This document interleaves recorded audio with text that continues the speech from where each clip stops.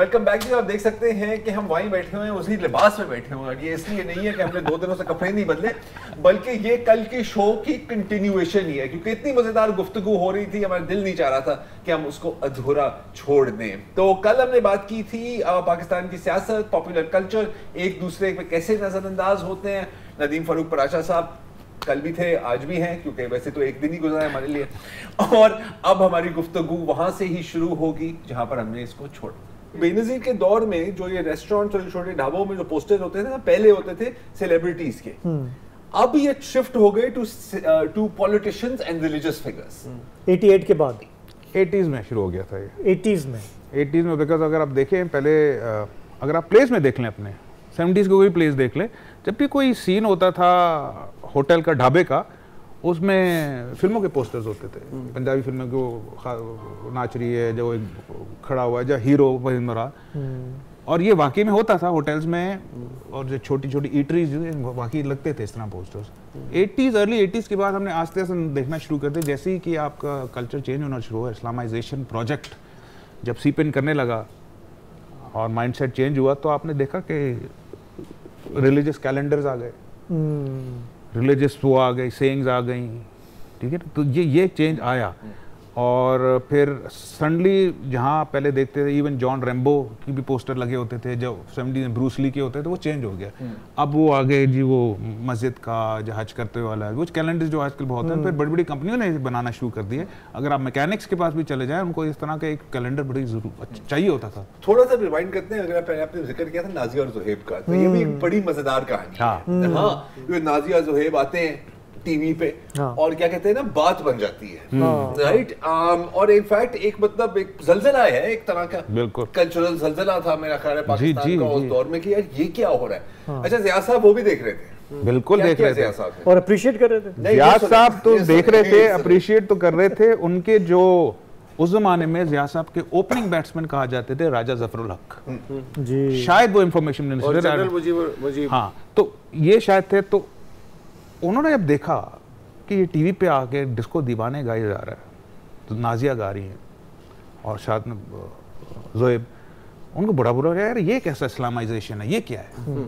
तो ज़िया के पास चले गए कि सर ये बंद करवाएं, ये रेडियो पे भी चलता रहता है गाना, और ये देखें क्या हो रहा है, ये गलत है, हमारा तो ये कॉन्ट्रडिक्ट कर रहा है जो हम कह रहे हैं।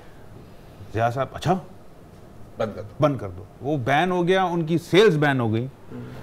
तो फिर 1-2 हफ्ते बाद नाजिया ज़ुहैब की वालदा वो कहती हैं कि ज़िया साहब से मेरी अपॉइंटमेंट करा दें, कि बोलें ये बिल्कुल हार्मलेस गाने, इसमें कोई ऐसी नहीं, मोहब्बत की बात है, कोई और चीज़ नहीं है, तो मैं मेरी एक मीटिंग फिक्स करवा दूँ।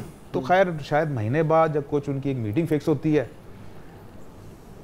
कैमरास बुलाए जाते हैं पीटीवी के प्रेसिडेंट हाउस में, नाजिया एंड ज़ुहैब को दावत दी जाते हैं, प्रेसिडेंट साहब मिलना चाह रहे हैं। प्रेसिडेंट साहब अपनी शेरवानी में आते हैं, नाजिया ज़ुहैब बैठी हैं आगे, टीवी वाले दिखा रहे हैं, और ज़िया साहब बताते हैं, देखो बेटा ये है हमारी तहजीब, ये है वगैरह वगैरह वगैरह, लेक्चर देते हैं, और एक दिन के बाद बैन हट जाता है। जबरदस्त। अच्छा, बैन हट जाता है। हाँ, मतलब इस तरह की बहुत कहानी, अजीब कहानियां हैं। 4 घंटे आजकल जो सुनते हैं कि हमारे एक लीडर बहुत माइक्रो मैनेज करते हैं मीडिया को, मैसेजिंग को, ये भी पुराना सीन है। ये सर हर एक चीज पुराना। अगर वो सारे ड्रामे देख रहे हैं, फीडबैक दे रहे हैं, फलाना गाना खोल दो, फलाना बंद कर दो, सो देखें ये जो है ना, ये काफी इस तरह की जो हरकत है ना, इस तरह की हैबिट, मैं कहूँगा हरकत भी क्या, ये बेसिकली आती है आपकी राइट से, मैं नाम नहीं लूंगा, राइट विंग कहने, जो उनकी एक हैबिट बन गई है कि वो पुलिस करते हैं, कंट्रोल मॉनिटर करते हैं। पहले टीवी को, फिर रेडियो करते थे, अब रेडियो तो नहीं है, अब टीवी को, सोशल मीडिया को, ट्विटर को, सोशल मीडिया को। तो आप अभी भी देखते होंगे, फलां कोई जगह कुछ हो जाए तो वो एक ट्वीट आ जाती है इनमें से कि ये क्या दिस इस्लामिक। आपने ये वहां से आ रहा है। आपने अपनी किताब में मिल्ली नगमों के एवोल्यूशन का भी जिक्र किया। जी, मिल्ली नगमों का किया। मिल्ली नगमे भी एक 60s की पैदावार है। 65 के वॉर में नूरजहां ने गाने शुरू किए। उससे पहले मिल्ली नगमों का कोई मुझे रिकॉर्ड नहीं मिला। अच्छा, कोई ऐसा नहीं था मिल्ली नगमा। एक फिल्म का था, कौन सा फिल्म था, आओ बच्चों सैर कराएं वाली, वो उसको मिल्ली नगमा अगर कह सकते हैं। वो तो 65 है, 65 वॉर है, शहीद बाद में। हाँ, वो 65 जो आप बात कर रहे हैं वो तो एक भारतीय गाना नहीं है। आओ बच्चों सैर कराएं, उससे उठा के इन्होंने पाकिस्तानी वर्जन बनाया था, वो भी अपने। अच्छा, दूसरा हम लाए हैं तूफान से कश्ती निकाल के, ये भी एक्चुअली इंडियन जी, ये वो उठाए थे। अब हाल देखिए उन्होंने नाज़िया के गाने का क्या किया इस देश। खौफ करो यार, तौबा। तो 65 में आपका मिली नगमे चलने शुरू होते हैं 65 वॉर की वजह से, नूरजहां। लेकिन जो हमारे डोमिनेंट मिली नगमे, आई थिंक ये फेयर टू से कि जो 80s में जिस तरह जो ज़िया साहब ने जो सोहेल राना और उन्होंने जो लॉन्च किए, नहीं ये भुट्टो के ज़माने में जीवे जीवे पाकिस्तान, ठीक है, और ये जो है वो इतना पॉपुलर हुआ था। भुट्टो के ज़माने में ज़्यादा मिली नगमों का खुद गा रहा था एक तकरीर में, खुद गाते थे वो, और बाकायदा एक फ्रीक्वेंटली आते थे, फ्रीक्वेंटली आते थे। और आपने ये भी देखा होगा मिली नगमे का एक दूसरा एंगल भी था, लेबर, प्रो लेबर, मजदूर किसानों के हक पे होती थी, तो वो सोशलिज्म के नाम पे मेहनत का पसीना है। मिड 70s में हमने देखा जब यहाँ इस्लामिक कॉन्फ्रेंस हुई तो फर्स्ट टाइम इस्लाम को इस्तेमाल किया गया एज अ नेशनल इडियम और नेशनल एक्सप्रेशन। हम ताबा अबद सैयद तगय्युर के वली हैं, मुस्तफी हैं, स्मैशिंग हिट। अच्छा, और वो जो नात मेहदी ज़हीर, उससे पहले जो अल्लाहू अल्लाहू की जो नात जी, नात का भी बड़ा इंटरेस्टिंग है। नात की कोई रिकॉर्ड नहीं है कि कभी वो आपकी रेडियो पे, टीवी पे चलती थी, नहीं चलती थी। 1972-73 की बात है शायद, तो फर्स्ट टाइम नात नेशनल की, और वो इतनी हिट हुई। और ये 1971 के रिएक्शन में भी तो था ना एक तरह से, क्या नात का आई डोंट नो, नात के मतलब वही कि हमारी शनाख्त, हाँ, वो आस्ते आस्ते इन्फ्यूज किया जा रहा था, दी सो कॉल्ड इस्लामाइजेशन, जो पीक पकड़ा ज़िया के ज़माने में, वो चल चुबड़ी थी बात। 70s में एक और चीज़ है, अब मुझे शायद सही तरह याद नहीं है कि आपने इसके ऊपर क्या लिखा है, अगर सॉरी अब दोबारा वापस 70s में आना होगा, कि अब हमारी शिकस्त होती है, एक डीप डिप्रेशन है, और एक है कि यार क्या हम वाकई कमजोर हैं। तो एक तो ये शनाख्त इन्फ्यूज हो रही है आपके अंदर। स्पोर्ट्स को भी इसीलिए प्रमोट किया गया था जी, हाँ जी, बिल्कुल, यार नहीं हम अभी भी बिल्कुल ताकत, ये इसके थोड़ा सा इसके बारे में देखें। स्पोर्ट्स अगर आप नोटिस करें मिड 70s के बाद, क्रिकेट को आप फॉर एग्जाम्पल ले लें, हॉकी में हम बहुत तगड़े थे, ठीक है ना, हॉकी को हमने इतना पुश किया बिकॉज हॉकी में वी वर वर्ल्ड चैंपियंस, और इंडिया को जब हराते तो सबसे बड़े, तो वो एक्सप्रेशन था कि नहीं वी आर हेयर, हम टूटे नहीं है पाकिस्तान के। वो एक हॉकी आपका एक किस्म का नेशनल एक्सप्रेशन बन गया था ऑफ सर्वाइवलिज्म और एग्जिस्टेंशियल सर्वाइवलिज्म। क्रिकेट भी आप देखिए 1961 से लेके 1973-74 तक आपने पता नहीं कई टेस्ट मैच खेले, सिर्फ 2 जीते थे। सडनली 76 के बाद आप जिंदा शुरू कर देते हैं, आपकी क्रिकेट एग्रेसिव हो जाती है, मुश्ताक मोहम्मद आ जाते हैं, इमरान खान आ जाते हैं, वसीम राजा आ जाते हैं, सरफराज नवाज आ जाते हैं, छाती खोली हुई है ना, मैस्कुलिनिटी। आप कहते हैं ये भी स्टेट प्रोजेक्ट था? स्टेट प्रोजेक्ट नहीं, मतलब अब जो क्या कहते हैं उसको, जो रिफ्लेक्ट हो रहा है, जो आप माहौल बना रहे थे ना, ये उधर रिफ्लेक्ट हो रहा है। इसी तरह आपने नोटिस किया होगा पहलवानों को बुलाना शुरू कर दिया था, अनोखी आ रहे हैं, पता नहीं बीच लग्जरी पोस्टर था मेरे पास जी। मैं आपको बड़ी इंटरेस्टिंग से बताता हूँ, समझ मैंने किया, बीच लग्जरी कह रहा हूँ, नेशनल स्टेडियम में वगैरह हुए, बहुत सारे बाहर से भी आए। अच्छा, उस जमाने में ये जो जिसको हम कहते हैं ना, ये जाली रेसलिंग होती है, WWE, उस टाइप की रेसलिंग भी हमने शुरू कर दी थी। अच्छा, कहाँ से लोग लाए? कुछ हमने बाहर से बुलवाए, उनको आते थे टैक्स, उन्होंने हमें सिखाया। बीच लग्जरी में 3-4 बड़े हेफ्टी बैरे होते थे, अच्छा जी, उनको हायर किया। एक को बोला एक सेलॉन से आया है, हाँ, एक को बोला एक फलां जगह से ज़ंज़िबार से आया है, ठीक है ना, और एंटरटेनमेंट थी ना, बट अगेन वो सा एक्सप्रेशन मैस्कुलिनिटी के हम, बिकॉज वो भुट्टो साहब खुद भी तो वो थे ना, तो ये क्रिकेट इस तरह आपका एग्रेसिव हुआ, हॉकी तो था ही। इसी तरह आपने फिर रेसलिंग को बुला के आपने दिखाया कि नहीं जी ये है।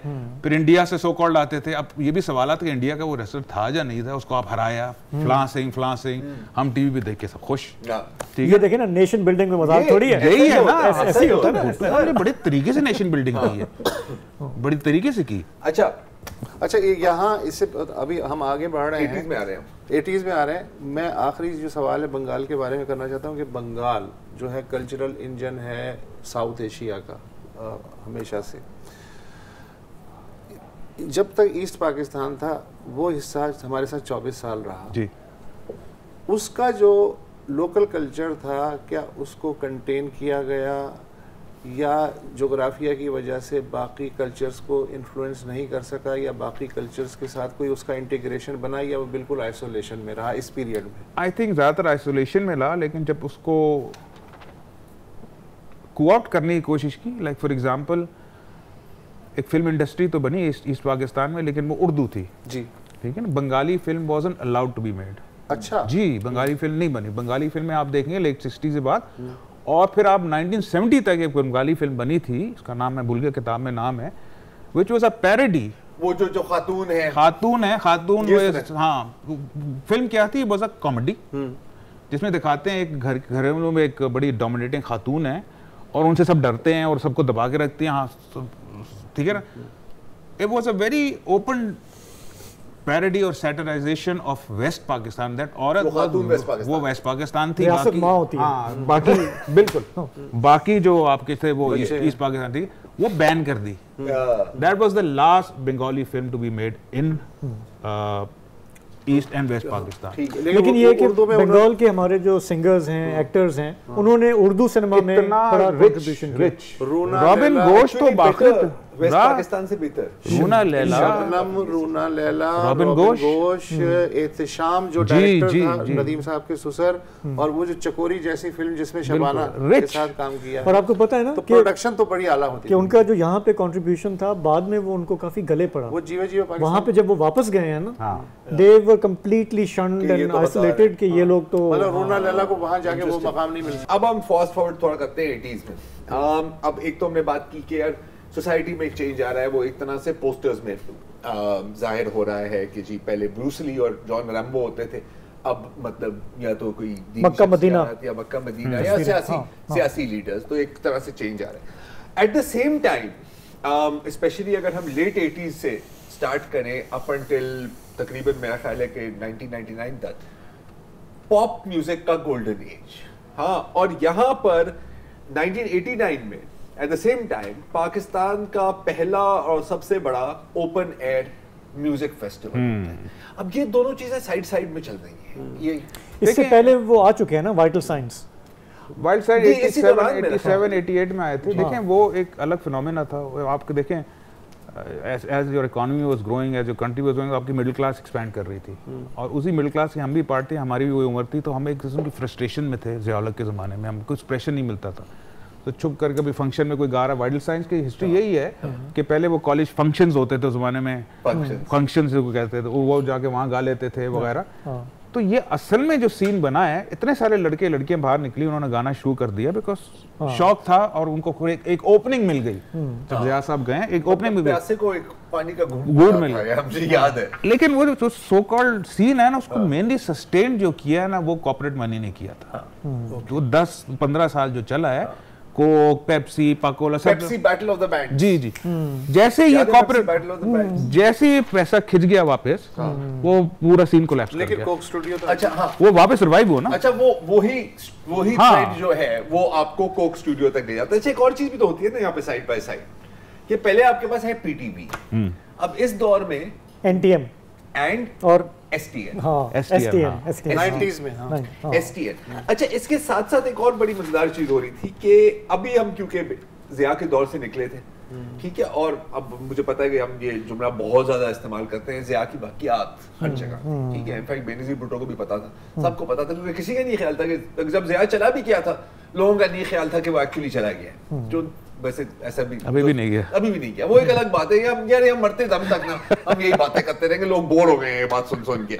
लेकिन उसका ना अब थ्रू टीवी एक जायजा भी लिया गया, हाँ, और काफी क्रिटिकल था, जैसे कि नीले हाथ, तपिश, बच्चों का पाक, इमरान असलम ने खुद एक्टिंग की थी, लिखा भी खुद था, एक्टिंग की थी इसके अंदर। तो एक दौर आया था, एक साल 1.5 साल तक, एक वॉली ऑफ एक सीरीज ऑफ प्लेस चले पीटीवी पे, जिसकी वजह से जमात इस्लामी ने बाहर जाके पीटीवी के जो हेडक्वार्टर्स है कराची में, उसके जगह टीवी तोड़ दिए थे। एक अजीब सा स्ट्रेच आया था। अब उसको क्या कहेंगे, वो क्या समझेगा, उसमें बिकॉज आप एक कोल्ड वॉर से निकल रहे थे, लेफ्ट राइट चेंज हो रहा था, तो एक अजीब से गैप था, ट्रांजिशन का गैप, जहां कोल्ड वॉर हो रही थी लेकिन खत्म हो रही थी, रूस था लेकिन वो खत्म हो रहा था, ठीक है ना। तो एक चेंज आ रहा था, उसके अंदर बड़ी इंटरेस्टिंग काम हो, जैसे ज़िया साहब फारिग हो गए तो पहला जो प्ले चला लोग भूल गए, वो पता नहीं मिलेगा नहीं, इट वॉज कॉल्ड माँ. It was a translation of the Russian novel mother. Yes. वो जब चलता है एज अ लॉन्ग प्ले तो जमात इस्लामी को बड़ा बुरा लगता है, लेफ्ट को वापस ला रही है, सोशलिस्ट हो गई. Benazir was nothing like that, but वो चला दिया उन्होंने. उसके बाद से फिर एक चीज आती है कॉल्ड बच्चों का पार्क. इमरान असलम ने लिखा उस प्ले को, सरमद सबाई डायरेक्ट करता. लॉन्ग प्ले था. It was about a professor जिसके थोड़े लेफ्ट व्यूज थे, अनकन्वेंशनल व्यूज. तो कहता तुम बहुत सबवर्सिव हो, उसको निकाल देते हैं. उसको फिर एक लाहौर फोर्ट ले जाते हैं जो हमेशा से नोटोरियस रहा है, टॉर्चर सेंटर अयूब के ज़माने से. तो टॉर्चर होता बच्चों का पार्क. उसके बाद आप देखते हैं एक चीज़ आती है कॉल्ड म्यूजिक 89. म्यूजिक 89 उसमें नाजिया हसन होस्ट है. हाँ, वाइटल साइंस आता है उस पे ये अली हैदर आता है, ये नए नए जिनको हम जानते भी नहीं कौन है. वो पिंडी स्टूडियो में रिकॉर्ड होता है विद लाइव ऑडियंस जो डांस करती है. उसमें जमात इस्लामी को बड़ा बुरा लगता है, वो टीवी तोड़ देते हैं. बेचारे टीवी. हाँ, वो बेचारे वो पुरानी टीवी उनको बुरा लगा. देखो देखे ना, वो 10 साल उन्होंने मजे किए, वो समझ उनके सामने पूरी उनकी दुनिया क्रम्बल कर रही है. फिर आता है प्ले तपिश के नाम से, नूरुल हुदा शाह ने लिखा. जबरदस्त एक्टर्स थे, रुबीना अशरफ थी और ये जमाल शाह थे. और it's purely based on students movement against Zia. तो ये और फिर नीले, अच्छा, फिर नीले हाथ आता है which is the women's movement. बड़ी स्ट्रांग थी ज़िया के ज़माने में कि उनके साथ किस तरह हुआ. यहाँ मैं क्या प्ले था. एक्सीलेंट. मदिया गौहर.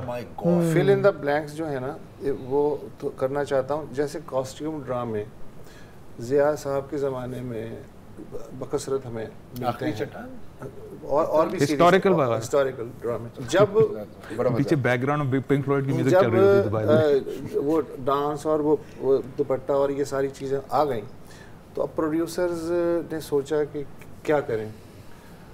तो हुआ ये कि जो कॉस्ट्यूम ड्रामे थे, मसलन ये है कि एक कोई मुसलमान खलीफा या उससे रिलेटेड कोई उन्होंने कहानी, वो उसको कॉस्ट्यूम किया, ड्रामा की तश्कील दी.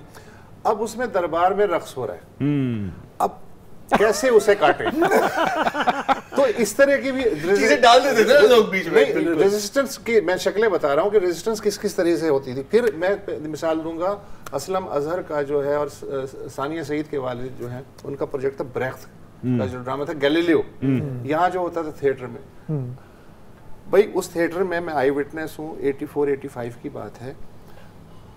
मजदूर, स्टूडेंट, तालिबात, खवातीन, मतलब हर तबके का आदमी वहाँ मौजूद है.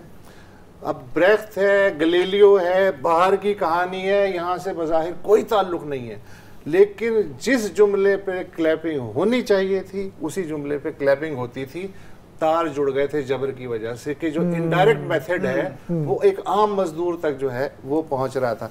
अच्छा, उस जमाने में फिर ये हुआ कि भुट्टो साहब, इस्लामी कॉन्फ्रेंस का असर थोड़ी देर रहा. इस्लामी ममालिक की मौसीकी आपको याद होगा. जी जी, तुर्की, ईरान. अच्छा, वो था, सब था, लेकिन सबसे ज्यादा पॉपुलर क्या होता था? तुर्की के सिंगर्स होते थे और ईरान के. खानम गोगोश तो हमारी हीरोइन थी उस तरह. तो ये वेव्स भी बीच बीच में आती रही हैं. भाई देखा ना था जो आलमगीर था, वो टर्किश नाजी नाम था उसका, नॉट नाटसी, नाजी.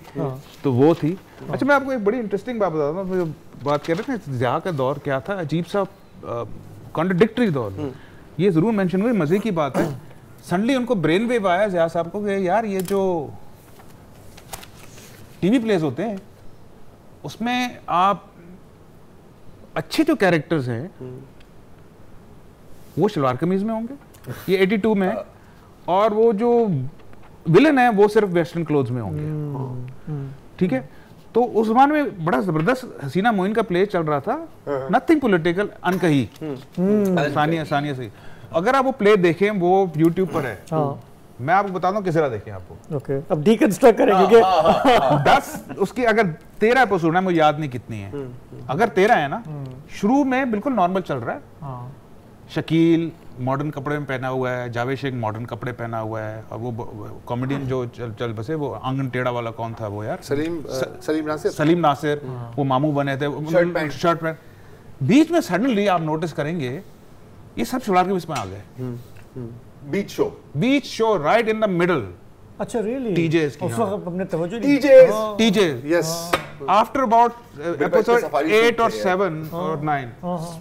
वो आ गए। कपड़े चेंज हो गए। अच्छा। चेंज जैसे हमारा यूनिफॉर्म चेंज हुआ उनका भी कास्ट जी जी, उनको आप नहीं पहन सकते। उसमें सिर्फ एक स्टूपिड इडियट दिखाया, विलन तो नहीं था, एक इडियट था जो शादी करना चाह रहा था, वो सिर्फ वाइट शर्ट और पैंट पहना। तो ये इस तरह की चीजें होती थी। बट सडनली किस तरह प्रोड्यूसर रिएक्ट करता था, ज़िया साहब का यह था क्या कि चीज भूल जाते थे। वो खत्म हो गया, उन्होंने वापस वेस्टर्न क्लोथ पहन के ये भूल गए ऑर्डर देके। ये बहुत करते थे। ब्रेन वेव आती थी, थोड़ी देर के लिए चलेगा। हाँ, एक दिन ब्रेव आई भाई, ये मेरे पास उसकी वीडियो ही पड़ी हुई है, ये जो खबरें पढ़ती ना औरतें, ये मेकअप ना करें। वो मेकअप बेचारी बगैर आई हुई हैं, वो लोगों ने शोर मचा दिया कि यार आपका ये क्या हो गया, मतलब क्या नेक्स्ट में आप उनको बुरके में बैठा देंगे, मतलब क्या। नहीं, दूसरी बात है टीवी में ग्लेयरिंग लाइट है, लेकिन तो हम भी मेकअप करते हैं यार ऐसी। तो लोगों ने कुछ बोला तो खैर उन्होंने ये भूल गए थे उस वक्त, तो वो चेंज खुद ही चेंज हो गए। मैं आपको थोड़ा सा 90s के हवाले से पूछना चाह रहा हूँ, जिसको हम कहते हैं कि डेकेड ऑफ म्यूजिकल चेयर्स, उखाड़ पिछाड़, हर 2 साल में इलेक्शन हो रहा है, इसको तहरीक निजात फलाना, फरूक लगारी। तो हालांकि वो जैसे अभी ज़रार ने भी कहा कि उस वक्त तक STN आ चुका है, हाँ, और मेरा ख्याल है कि पाकिस्तान में क्या डिश भी आना आ गया, शुरू हो यही गया, दौर है ना, डिश यही आ दौर गया है। था, BBC चीज़ें भी आ गई। और ज़ाहिर है कि जैसे आपने बताया कि ज़िया के दौर के बाद एक अचानक जो खुला पूरा माहौल, तो उसमें काफ़ी चीज़ें हो रही हैं, तो उसको हाउ यू वुड डिस्क्राइब, क्योंकि मैंने कभी 90s के बारे में इस तरह सोचा नहीं है कि what does it represent to me, because it's chaos। उसमें chaos काफी सारा है ना? Everything was gone. बड़ी इंटरेस्टिंग बात की है, 90s में जब भी मियाँ साहब आते थे तो वो ही ज़िया वाली पॉलिसी आ जाती थी, टाइट कर देते थे। बेने जैसे मियाँ साहब की फर्स्ट गवर्नमेंट में दुपट्टा पहना, हर एक्ट्रेस को दुपट्टा पहना था। तो एक ड्रामा था, मुझे याद है, पता नहीं कि बहुत मशहूर नॉवल पे था, उसमें एक एक्ट्रेस थी मिशी खान, उनका रोल था कि वो सो रही हैं, रात को चोर आ जाता है, वो दुपट्टे में है, दुपट्टा एक केस में उसी प्ले में वो डूब रही हैं, और दुपट्टा पहना हुआ, दुपट्टा पहना हुआ है। It was also a way by the producer to say कि यार खुदा this is so absurd, ये देखो मैं डूबते हुए भी इसको दुपट्टा पहना दूंगी। लेकिन ये policies weren't applicable to STN और NTM, ये सिर्फ स्टेट टेलीविजन। बिल्कुल। तो मियाँ साहब ने पॉप म्यूजिक भी बैन कर दी थी अपने सेकंड स्टैंड में, pop music was band for PTV। अच्छा। NTM में हालांकि मियां साहब खुद बजाते खुद बहुत अच्छे सिंगर और हैं। अच्छे सिंगर, लेकिन वो इस वक्त वो हैवी मैंडेट वाला टाइम जो है ना, उस जमाने में और ज़िया अमीरुल की मोमिनीन लेकिन- और वो थोड़ा ज्यादा भारी हो गया था उनके ऊपर ना, आपको तो याद है? ये दोनों चल रही थी। अच्छा, ये- NTM अलग दुनिया में था, PTV अलग दुनिया तो में। 90s शायद यही तो हम कह पाकिस्तान सकते की हैं खूबसूरती बाइपोलर डेकेड थी। बाइपोलर डेकेड थी। Yeah. यहाँ इस तरफ भी जा रहे हो, इस तरफ भी जा रहे हो, मतलब यूं जैसे टेनिस मैच में नहीं होता ऑडियंस को सर यूं हर कर रहे डेकेड होते हैं। बाइपोलर चली है सर कुछ थोड़े से ज्यादा कुछ तो, लेकिन अच्छा, मुझे इसीलिए याद पड़ता है कि काफी ऑडियंसेस जो हैं वो NTM की तरफ ज्यादा स्विच कर गए थे, क्योंकि वहां पे फिर भी PTV ने अपना रेवेन्यू गंवाना शुरू कर दिया था, एडवर्टाइजमेंट शिफ्ट हो गई और थी, आपके वाले साहब वहां पे थे। वहाँ थे जनरल मैनेजर थे। अच्छा, अब 90s के बाइपोलर डेकेड से हम गुजर गए हैं, हमने मॉडर्न इस्लाम देखा है, इनलाइटेंड मॉडरेशन। अभी मैं आ रहा था, वहीं आ रहा था यार, इतने वहां पे पहुंच गए हैं। Okay, तो मैं कह रहा था कि उसे हम ओके रोशन ख्याल। मॉडर्निस्ट इस्लाम, इस्लामिक सोशलिज्म, और अब हम आ गए एनलाइटेंड मॉडरेशन। अच्छा, ये किस बला का नाम था? देखिए ये अगेन अटेम्प्ट था, मुशर्रफ की बात हो रही है, इन केस अगर हाँ, बच्चों को समझ में ना आए। 20 साल जो गुजरे, ज़िया साहब आए तो वो इस्लामिक सोशलिज्म भी मर गया, इस्लामिक मॉडर्निज्म तो चला गया था अयूब का साथ, और ज़िया साहब ने एक अपना ले आए थे, जिसको क्या कहते हैं, अथॉरिटेरियन, हाँ बिल्कुल, ठीक है ना, अथॉरिटेरियन पॉलिटिकल इस्लाम, और इस्लामिज्म भी कह सकते हैं, बिल्कुल पॉलिटिकल था, जो कि अफगान सिचुएशन की जरूरत थी। बिल्कुल पॉलिटिकल था, और ये अक्रॉस मुस्लिम कंट्रीज में हो रहा था, रिवाइवल ऑफ इंटरेस्ट इन इस्लाम। तो कंफ्यूजन भी हो रही थी, पॉलिटिकल इस्लाम को लोग मजहब समझने लग जाते थे, बिकॉज हर चीज अब तक समझते हैं। तो वो अबाउट 15 साल तक चलती बात। फिर मुशर्रफ साहब आते हैं, वो कहते हैं यार ये तो मसला हो गया, अब तो हम हिल नहीं सकते। आई एग्रीड विद हिम दिल that, and he said that कि भाई ब्रीदिंग स्पेस ही नहीं है, यंग लोग ज्यादा हो रहे हैं, हम आगे बढ़ ही नहीं सकते जब आप हर चीज ही बंद कर देंगे। तो मैं एक चीज लाता हूं जो एक मिडिल ग्राउंड होगा।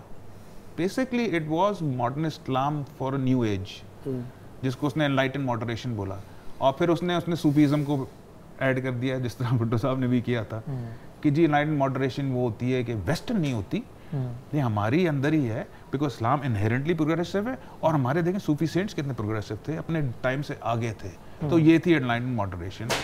ठीक है, उसको जस्टिफाई किया, उसने जस्टिफाई किया, तो काफी ओपननेस हुई इसके अंदर। देखिए ये जो हमारे जो भी हमने बड़े लीडर्स के हमने नाम लिए, भुट्टो साहब हों, अयूब हों, ज़िया हों, ये मुशर्रफ साहब हो, खुद सबको गाने बजाने का बड़ा शौक, महफिलें करने का, अपने सीनियर ऑफिशियल्स को बिठा के गाने सुनने का। वो तो मुशर्रफ तो सिंगिंग भी करते थे, खुद भी करते थे। लेकिन मुशर्रफ ने कभी बंद करने की तो कोशिश नहीं, बल्कि उन्होंने नहीं यार, ये तो राय हर खान साहब को कितना शौक है हम सबको पता है। हाँ नहीं, बातें थे उन्हें उनकी। मुशर्रफ ने कोई इस तरह का बैन कल्चरल बैन लगाए क्या? नहीं, मुशर्रफ ने बैन तो नहीं लगाए सच। एक्चुअली एक तरह से सॉरी, रिवाइव किया मुशर्रफ ने की जो रिवाइवल जो किया था, और स्पेशली वो जो टीवी चैनल्स का उल्टा वो उसको ही डसा, उसके गले पड़ गया, उसके गले पड़ गया। फिर फिल्म इंडस्ट्री का रिवाइवल भी उसके दौरान शुरू हो चुका था। जी देखिए ना, वो मिस्टेक ये कर गया कि जब वो रिवाइवल कर रहा था, जब वो टीवी खोल रहा था, उसको इकोनॉमी वाज पिकिंग अप, जो बबल क्रिएट कर रहा था शौकत अजीज, लोग खुश थे, आपके मिडिल क्लास ही तो बहुत खुश थे, ठीक है ना, हम सब खुश थे,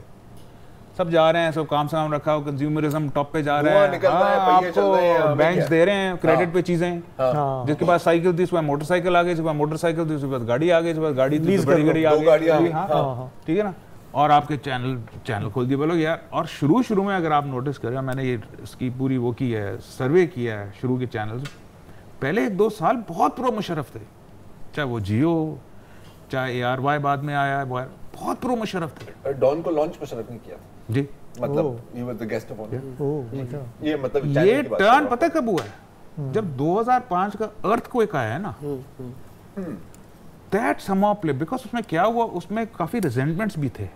जब आपकी ग्रोथ हो रही होती है, अयूब खान के जमाने में यही हुआ ना, इंडस्ट्रियलाइजेशन, ग्रोथ, GDP बढ़ रहा है, तो जाहिर है सबके तो उसमें सबके फायदे नहीं हो रहे, उसमें सर्टन कल्चरल चेंजेस भी हो रहे होते हैं, सोशल चेंजेस भी हो रहे होते हैं, people are not agreeing with that. Musharraf के ज़माने में ज़्यादा हुआ, because so called awareness about yourself और योर क्लास ज़्यादा हो चुकी थी उस वक्त तक, तो काफ़ी रिजेंटमेंट भी थे। तो और ये फिर डबल गेम भी खेल रहे थे हमारे मुशर्रफ साहब, एक सो कॉल्ड इस्लामिस्ट ग्रुप्स को एक दो को पकड़ के रखा हुआ, दूसरे को छोड़ा हुआ था, मैं अफगानिस्तान कश्मीर में यूज़ करूँगा, ठीक है। तो लेकिन कल्चरली मुशर्रफ साहब वाज लिबरल, और उन्होंने यार ओपन थे, लिबरल थे, मानता हूँ, लाइफस्टाइल लिबरल टाइप के थे, और लाइफस्टाइल से लिबरल मजे आए, क्योंकि जितने भी अब उनकी एक कॉन्स्टिट्यूंसी क्रिएट हो गई, वही कॉन्स्टिट्यूंसी जो हम देखते हैं, जो फिर शिफ्ट हो गई इमरान खान की तरफ 2011 के बाद, जब मुशर्रफ साहब fail to make a comeback, वो एक कॉन्स्टिट्यूंसी अपनी बना गए थे अर्बन एरियाज में, स्पेशली कराची, लाहौर, फैसलाबाद वगैरह में, वो फिर यतीम हो गई जब ये वापस ना आ सके। देखिए ये वही राइट विंग कॉन्स्टिट्यूंसी है ना, जो किसी जमाने में नवाज शरीफ के साथ थी, नहीं वो उसके बाद वो एक अलग थी, उसके बाद वो अलग। देखे ना आपके यहाँ जब हम कॉन्स्टिट्यूंसी की बात, अर्बन मिडिल क्लास की, अर्बन मिडिल क्लास में भी डिविजन्स है ना, नवाज के साथ वो लोग थे जो ज़िया के ज़माने में स्पेशली पंजाब में अपवर्डली मोबाइल हुए, दे वर वेरी कंजर्वेटिव, बिकॉज उस ज़माने ज़िया साहब ने इकोनॉमिक प्रॉस्पेरिटी को लिंक कर दिया था विद रिलीजियस एग्जिबिशनिज्म, वो एक अलग थी। तो आप देखते हैं बिजनेसमैन और इंडस्ट्रियलिस्ट, जी तबलीगी बन रहे हैं, ठीक है ना, वो नवाज शरीफ, हाँ वो पंजाब की वो थी, नवाज शरीफ की कॉन्स्टिट्यूंसी बन गई थी। जो मुशर्रफ की थी ना, उसमें मिक्स था मसाला, कराची की भी मिडिल क्लास थे, जो हमने देखा जब MQM टूटी, तो यही कॉन्स्टिट्यूंसी फिर जाके PTI में जाके मिल गई, ठीक है। तो इसमें ऐसे भी थे लाइफस्टाइल लिबरल्स, वो लोग जो एपॉलिटिकल थे, मुशर्रफ के ज़माने में पॉलिटिकल नहीं थे, दे लाइक्ड हिम, लेकिन वो एपॉलिटिकल थे। जैसे मैं कहा, ये कॉन्स्टिट्यूंसी भी यतीम हो गई जब मुशर्रफ साहब कुड मेक अ कमबैक 2008 में गिरते हैं, और नवाज और जरदारी वापस आ जाते हैं, तो ये कॉन्स्टिट्यूंसी थोड़ी घबरा गई। तो आपके जो पीछे बैठे हुए थे, ये तो तैयार है भाई, लेकिन मुशर्रफ नहीं है, इसको दें तो इमरान खान के जाके। हमारे पास एक सेलिब्रिटी लीडर एंटर होता है ना, जो 80s जो है उनका एक जो अपना कल्चर अपने साथ लाया है। आप ये देखें ना, वो आहिस्ता-आहिस्ता मेरा ख्याल है पहला लीडर है पाकिस्तान का जो अपना कल्चर अपने साथ लाया। मतलब ये I would be really interested कि आपकी बुक में इसका कितना आपने अहाता किया है। जिस तरह इमरान खान साहब ने हमारा पूरा जो पॉलिटिकल कल्चर है ना, जलसे कैसे होने चाहिए, DJ भट्ट को होना चाहिए, यूथ को कैसे लाना है, ख़वातीन को कैसे करना है, अब सारी पार्टीज उनको इमिटेट करती हैं। पीपल्स पार्टी के हमें जो पहले वाले जलसे हैं और अभी के हैं, अच्छा आपने मेरी पार्टी ज्वाइन की, मुझे आपको पट्टा पहनाना है, अब ये बाकी सारी parties no matter how much they hate him, उनको फॉलो करना है, क्योंकि अब उन्होंने नया निज़ाम एक वज़ा कर दिया। इंटरेस्टिंग पैरेलल बनता है भुट्टो साहब के साथ। वो भी पॉपुलिस्ट थे ना अपने जमाने के, ट्रांसफॉर्मेशनल, मतलब उससे पहले जलसे तो बड़े वो मतलब स्टेट किस्म के होते थे ना, इसमें ये वो अच्छा बिल्कुल अवाम की जबान, अवाम का लिबास, अवामी टच। अच्छा अब आपके पास एक मिक्स प्लेट है नजरियों की खान साहब की शक्ल में, और उस पे डिजिटल टेक्नोलॉजी का आइसिंग भी हो गई। बेस्ट रिफ्लेक्शन है जिस क्लास की हम बात कर रहे हैं, जिस कॉन्स्टिट्यूंसी की बात कर रहे हैं, let's not call it a class even, तो बुरा लगता है कोई लोगों को, वो ये हमारी भी क्लास हुई है। कॉन्स्टिट्यूंसी की जो बात करें, उसकी जो खान साहब की रैलीज थी आज से पहले धरने तक, वो बड़ी सी reflection of this constituency. Pop music भी चल रहा है, लड़के लड़कियां भी आए हुए हैं, हदीस भी कोट हो रही है, कुरानी आयत भी तो कोट हो रही है, बुरे जोक्स भी बोले जा रहे हैं, ठीक है ना, मेला है ना, मेला है, सबको कुछ ना कुछ मिलेगा। मेला pop music, I think this is what Pakistani culture is, कि हर चीज है बुफे। मैं आपको बताऊं, देखें है हमारे यहाँ जो बाकी पार्टीज है ना, जैसे पीपल्स पार्टी है, अभी 27 को ये सब जाते हैं ना, वहाँ पे किसी बिल्कुल तहस नहस होता है। पीपल्स पार्टी के वर्कर को पता है कि ना मुझे वहाँ कुर्सी मिलेगी, मुझे टेंट भी अपना इंतजाम क्या गड़ी खुदा बख्श में, गड़ी खुदा बख्श में ना। लेकिन ये इमरान खान साहब ने जिस तरह से जो ऑर्गेनाइज तरीके से लेके चले, अब उन्होंने फोर्स किया है सबको कि नहीं नहीं यार इस तरह से नहीं हो सकता। सो मैं जो वो कल्चर का हम डायकोटमी की बात कर रहे हैं कि कल्चर और पॉलिटिक्स किस तरह से वो करते हैं, उसमें आपने क्या व्हाट हैव यू फाउंड कि how Imran Khan influence on pop culture या पॉप कल्चर के साथ उसका क्या इंटरेक्शन रहा है? I would say Imran Khan is a product of that culture जो डेवलप हो रहा था मुशर्रफ के ज़माने में ना। आपकी मिडिल क्लास एक्सपेंड कर रही थी, उसको एक्सप्रेशन की इजाज़त मिल गई थी, कोई फैशन शो की तरह एक्सप्रेस करता था, कोई पॉप म्यूजिक की तरह एक्सप्रेस करता था, कोई दाढ़ी रख के करता था, कोई तबलीग जमात जोड़ के करता था, कहते अपने आप को सब एनलाइटेंड थे। तो इसलिए ये कोइंसिडेंस नहीं है कि सारे आपके जो बड़े बड़े जो गाने वाले हैं वो उनके साथ खड़े हुए हैं ना, मतलब तो वो अपना वाइटल साइंस वाला वो जो बंदा है वो, उसके अलावा हाँ वो है, दूसरे भी हैं। इमरान खान भी वही है ना, इमरान खान वही हैं कि ज़ाहिर है वो इतना यंग तो नहीं है, पूरी ज़िंदगी उन्होंने एज अ सेक्युलर क्या कहते हैं लाइफस्टाइल लिबरल की तरफ गुजारा, और फिर वो यार ये खूनी लिबरल के बारे में भी थोड़ी सी बात कर दो मेरी तस्कीन के लिए। भाई खूनी लिबरल वो है, ये वो लोग हैं जो जिसको कहते हैं ना आपको, जो बड़े समझते हैं कि वो पढ़ लेते हैं लमजूज नो एडवर्ड सईद को पढ़ लेते हैं, वो ओरिएंटलिज्म के बारे में पढ़ लेते हैं, लेकिन हजम नहीं करते। इमरान खान वो हैं। तो खूनी लिबरल का उनका मतलब ये है कि असल लिबरल जो होता है उसको तो पीसफुल होना चाहिए।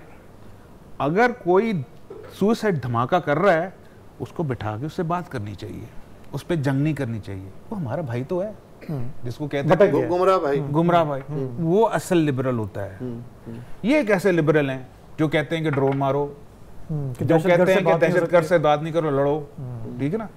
अगर आप देखे जाएं इसी माइंडसेट ने 70,000 पाकिस्तानी मार दिया, अभी और भी मर रहे हैं, ठीक है। तो ये वहां से निकली है खून। ये मिक्सचर है ऑफ मौदूदी साहब, of Chomsky, all this people, लेकिन सबको सही तरह हजम नहीं करने के बाद, मतलब टच है, टच हर चीज का, यहाँ से उठाओ, यहाँ से उठाओ, बिल्कुल सोक्रेटिस तो आजकल नया चल रहा है ना, इसलिए तो मैंने यार मजेदार क्वेश्चन है, चाट मसाला नहीं यार, बॉस बिकता है, ऐसा बिकता है, अभी सोच। मैं ये जानना चाह रहा हूँ क्योंकि हमारे पास टाइम अब खत्म है, कि अगर हम आगे की तरफ देखें, हमने ये अहाता तो कर लिया कि हम कहाँ से चले हैं, कहाँ पे पहुँचे हैं, टिकटॉक कल्चर है सर, कि हाँ ये टिकटॉक के ज़माने में जब आप हमारे यंग लोगों को देखते हैं, तो what do you see, where are we headed in terms of identity, in terms of our culture? यार आई थिंक एज कम लोग समझेंगे, लेकिन what we are seeing on social media and everywhere, there is a discourse going on, चाहे एक दूसरे को गालियां भी दे रहे हो, डिस्कोर्स है, लेकिन है डिस्कोर्स चल रहा है कि हम क्या होना चाहते हैं, हर किसी की अपनी ओपिनियन है। In the end state will have to decide कि उसको कहाँ जाना है, बिकॉज स्टेट अभी भी समझता है कि ऊपर से हर चीज़ वो कंट्रोल कर सकता है, हर चीज़ नीचे हो रही है उसको कंट्रोल कर सकता है। लेकिन ये एक्सपेरिमेंट तो हमेशा फेल हुई है, फेल, वही मैं कह रहा हूँ ना, जिसकी ये वाली माइंडसेट खत्म कर देना चाहिए। एंड आई थिंक ये बड़ी क्लीशेड बात है, मैं कहूँगा यार जमहूरियत जिस तरह लूली लंगड़ी चल रही है, चलने दो।